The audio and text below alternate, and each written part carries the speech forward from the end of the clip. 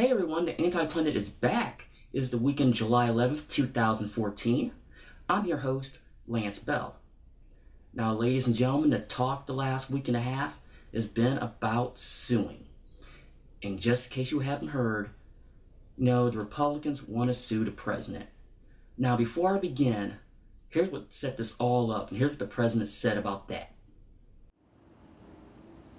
But so far, House Republicans have refused to act on this idea. I haven't heard a good reason why they haven't acted. It's not like they've been busy with other stuff. No, seriously. I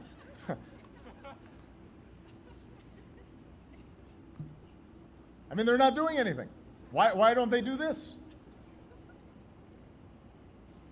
And Republican obstruction is not just some abstract political stunt. It has real and direct consequences for middle-class families all across the country.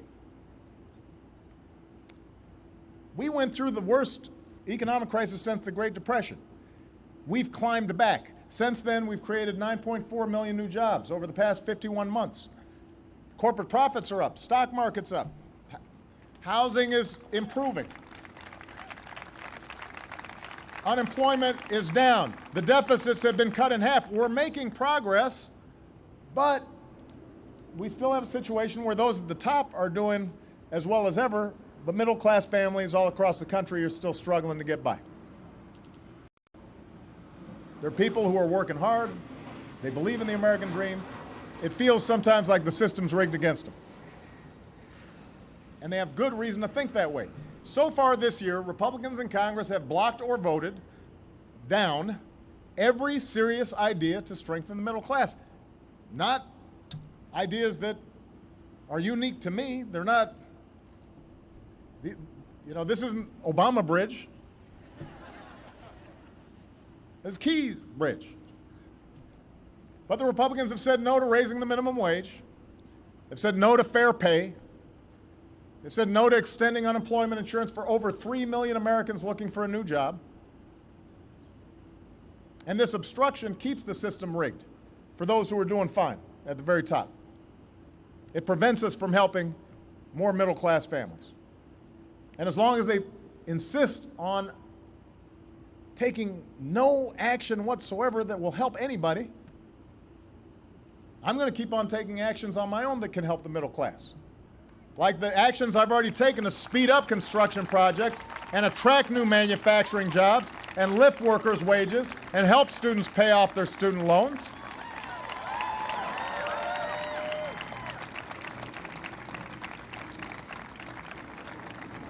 And they criticize me for this.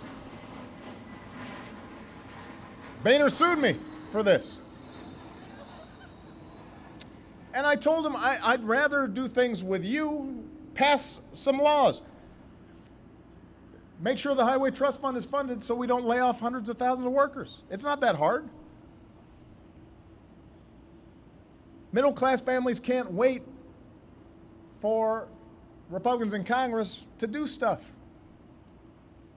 So sue me. As long as they're doing nothing, I'm not going to apologize for trying to do something.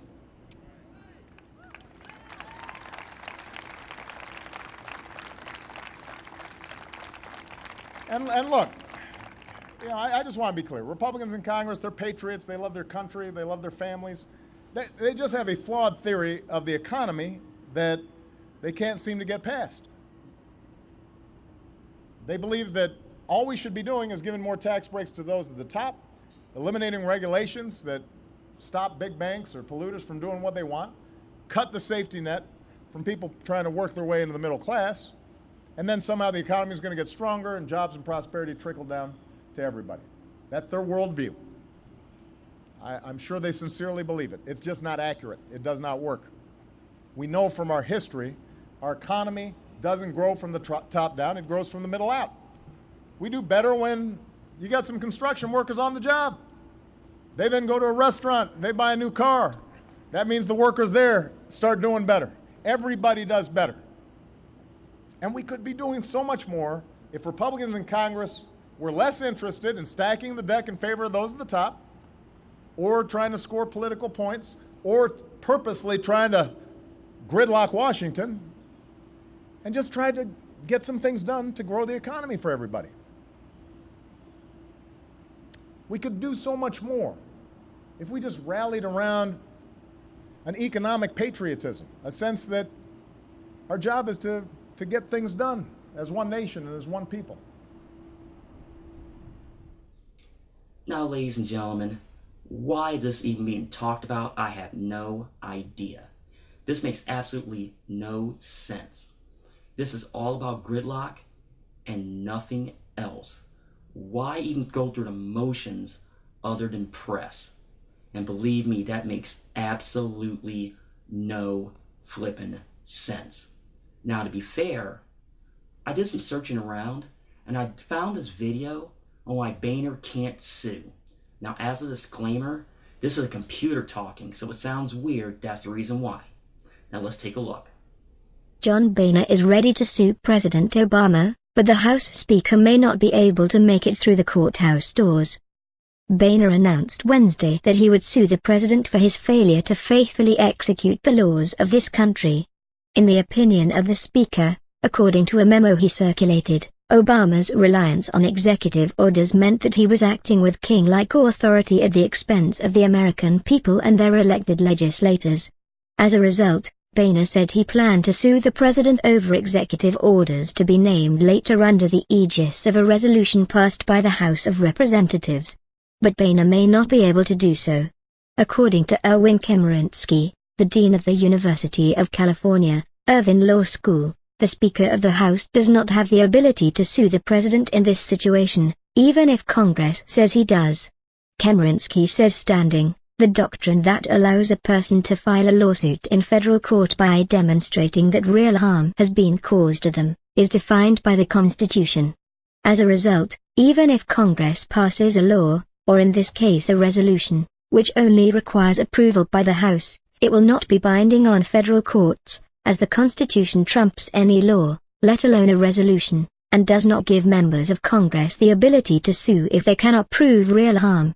Speaker of the House John Boehner, R.O., right, listens as U.S. President Barack Obama speaks during a ceremony. Michael Steele, a spokesman for Boehner, said there were no issues with standing. Other Republican representatives echoed that position, including Representative Charles Boustany of Louisiana, who called Boehner's proposed suit an outstanding move. Conservative Representative Steve King of Iowa added, "This is something that I've looked at and worked towards for a long time." Democrats, of course, were more skeptical. Rep. Rosa DeLauro of Connecticut called Boehner's plan ludicrous and an example of an unproductive partisan Congress trying to obstruct Obama further. Surprisingly, some Republicans also spoke out against Boehner. Former presidential candidate Michelle Bachmann, who is also a lawyer, echoed Chemerinsky's concerns and suggested to the Daily Beast that Congress may have problems with the standing doctrine if it tries to press claims over Obama's executive orders in the courts. Now, ladies and gentlemen, this will get absolutely nowhere. In all honesty, as of this taping, because they're talking about it right now, I don't even think this even had the votes in the House to make it happen. And that's a promise. So it's going to be interesting to see what's going to happen as far as this, especially with midterms coming up. Now, moving on, ladies and gentlemen, I didn't talk about this last week because on my show, I did show updates. Now, in case you haven't heard, the Supreme Court made the decision as far as, contraceptives and insurance. Now, a lot of people's asked me about my opinion on this. And my thing is, why? Just because your religious beliefs means absolutely nothing as far as medical reasons. Now, the one thing that keeps popping back up on forums I've been on has been this. The employers have a right on religious reasons. I can't even talk today. To do whatever they want as far as their employees' insurance. Now, I got a big problem with that. Take out contraceptions for a moment. Change that to cancer. So you're telling me that if somebody has a curable cancer, they're not allowed to have the insurance that they need, or as far as medication they need, to live based on your religious beliefs, if you actually say yes, you are stupider than I thought you are. And I don't like saying that about anybody, especially talking to the camera. But that's what it is. Flip that out for that, then I guarantee you, your vision will change on that subject. And honestly, the Senate Democrats, they're trying to get a resolution or whatever they're trying to do to get this law off the books from the Supreme Court. Now, will they get the votes in the House? Get that done? Honestly, I say yes, because after all, it's all about the court of public opinion. Hey everybody, Lance here. Did you know I have a GoFundMe campaign? Stop on by and help out the real deal. Fun times in Cleveland again. Still Cleveland. Come on down to Cleveland town, everyone. Under construction since 1868. See our river that catches on fire. It's so polluted that all our fish have AIDS. We see the sun almost 3 times a year. This guy has at least 2 DUIs. The flats look like a Scooby-Doo ghost town. Don't slow down in East Cleveland or you'll die. Our economy's based on LeBron James. Buy a house for the price of a VCR. Our main export is crippling depression. We're so retarded that we think this is art. It could be worse though, at least we're not Detroit. We're not Detroit. Oh, ladies and gentlemen, I wanted to post that so bad when they announced that. Now, I remember seeing that video all the way back in 2011. And I thought it was funny as all smeg. Now, the reason why I played that video today is simple. Cleveland was selected to host the Republican National Convention. Now, I'm not going to tell you what the pundits are saying. I'm going to talk to you as a Northeast Ohio resident. And I'm going to talk to you why this is going to blow up right in their face. We're probably wondering, Lance, isn't that a good thing for Northeast Ohio? The answer is no. And let me explain. There's 2 things. Number 1, nobody south of the Cuyahoga County line is even going to care. And that's an absolute fact. Because a lot of it is because of Cleveland's own hand. They try to wrap everybody up here in Northeast Ohio, everything as Cleveland. And as an Akron resident, and we're fiercely loyal down here, the people I've talked to so far, exception of very few, can absolutely care less. And in addition to that, ask yourself this question. If you really don't know much about Cleveland, do you know what goes on in the city itself? I mean, I don't think anybody would care other than businesses within the Cleveland city limits. Now, people in the first ring cities there, with the exception probably Bedford, Euclid, and East Cleveland, is going to care. I mean, those 3 cities that's mentioned is not going to care at all. They did it specifically as a stunt in a heavily Democratic city. And also with that, ask yourself this question. Why, Why even go there? I think there's better options out there. I know Dallas was on the list and a couple other cities. But it'll be interesting to see as far as that. Now, the second thing I'm going to talk about is going to be timing. Did you know that everything I read is they're going to make a formal announcement within the first couple of weeks of August? Now, the reason why I bring that up is this. Let's say, for instance, it's the first weekend of August they make this announcement. Now, a lot of people are going to be in town that weekend, or Northeast Ohio, excuse me. Now, here, for instance, in Akron, we have the golf tournament going on. So a lot of people will be in town for that. And as far as the NFL, it's Hall of Fame weekend. So we're going to have a ton of people, at least in the Akron and Canton area. And with the Cleveland Browns, they have Family Day at Infocision Stadium. Now, I don't think that the RNC is going to do it that weekend. Now, the other thing is, this is my biggest fear, and I've talked about this on forums and even on my Facebook page, and people thought I was absolutely nuts about it. The second weekend of August starts the gay games, and Cleveland hosted this year. You know how much of a bad PR nightmare that's going to be, the formal announcement of that, with that beginning, you know, it's going to look, and the many problems that the RNC in general has had as far as that segment of the community, I mean, it's a big time punch in the face. So, ladies and gentlemen, I know I'm going to get blasted in the comments below, but I want to hear your opinion on this particular topic. Should they did it? Shouldn't they done it? I mean, you got some backup with your claims with links? Am I 100% correct? Please let me know, because this isn't going away and time's running short. So we're going to see if Cleveland can handle the national stage on this subject. Hey everybody, Lance here. Did you know I have a GoFundMe campaign? Stop on by and help out the real deal.